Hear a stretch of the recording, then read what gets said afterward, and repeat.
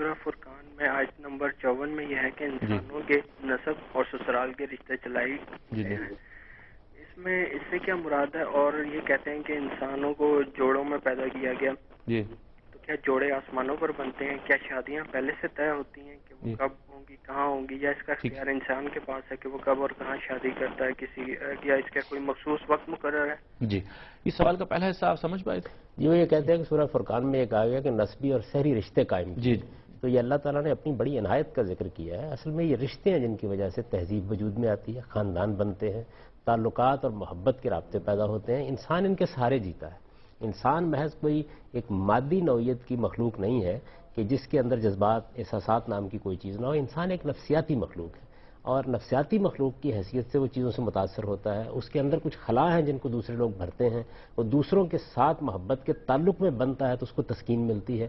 اس کا لحاظ کر کے اللہ نے جس طرح اپنی دوسری نعمتوں کا بیان کیا ہے، یہ بتایا ہے کہ میں نے تمہارے لیے زمین کو بچھونا بنا دیا ہے، میں نے آسمان کو چھت بنا دیا ہے، میں نے بادلوں سے مے برسا دیا، یہ سب اللہ کی نعمتیں ہیں۔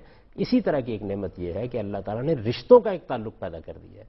آپ دیکھیے اس کے اندر کتنی غیر معمولی قوت ہے، یعنی وہی حادثے دنیا بھر میں ہو رہے ہوتے ہیں تو ہمیں مضطرب نہیں کرتے، لیکن وہ حادثہ ہمارے بیٹے کے ساتھ ہو جاتا ہے، ہمارے بھائی کے ساتھ ہو جاتا ہے، باپ کے ساتھ ہو جاتا ہے، تو ہم اس کی نوعیت بالکل بدلتی ہوئی محسوس کرتے ہیں۔ اسی طریقے سے جب ہمیں کوئی تکلیف ہوتی ہے یا پریشانی ہوتی ہے تو کس طرح ہمارے اپنے اکٹھے ہو جاتے ہیں، یہ چیز انسان کے لیے کتنے سہارے کا باعث بنتی ہے۔ تو اللہ نے اس کو بھی اپنی بہت بڑی نعمت قرار دیا ہے کہ جس کے نتیجے میں دو طرح کے رشتے بن جاتے ہیں۔ ایک نسبی رشتے ہیں جو عام طور پہ بنتے ہیں، یعنی جو عام طور پہ پیدائش کے تعلق سے پیدا ہوتے ہیں، اور ایک وہ رشتے ہیں کہ جو شادی بیاہ سے بن جاتے ہیں، اس سے خاندان ایک اور خاندان کے ساتھ مربوط ہو جاتا ہے۔ تو دونوں کو اللہ نے اپنی نعمت بتایا۔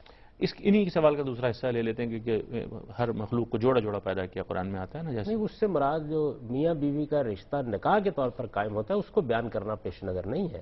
اس کا مطلب تو یہ ہے کہ دیکھیے مرد اور عورت کی صورت میں اللہ نے جوڑا بنایا ہے، یہ چیز ہے، اور یہ ساری دنیا کی چیزوں میں ملحوظ ہے، یعنی اللہ تعالیٰ نے بالعموم یہ تخلیق کا کوئی جنرل ماڈل ہے، تخلیق کا ایک جنرل ماڈل ہے اس میں، اور اس میں اللہ تعالیٰ کی قدرت کا بڑا غیر معمولی ظہور ہوتا ہے۔ یعنی ایک چیز میں کچھ خلا ہوتے ہیں، دوسری چیز اس کو بھر دیتی ہے، دونوں کے ملاپ سے ربط اور تعلق پیدا ہوتا ہے۔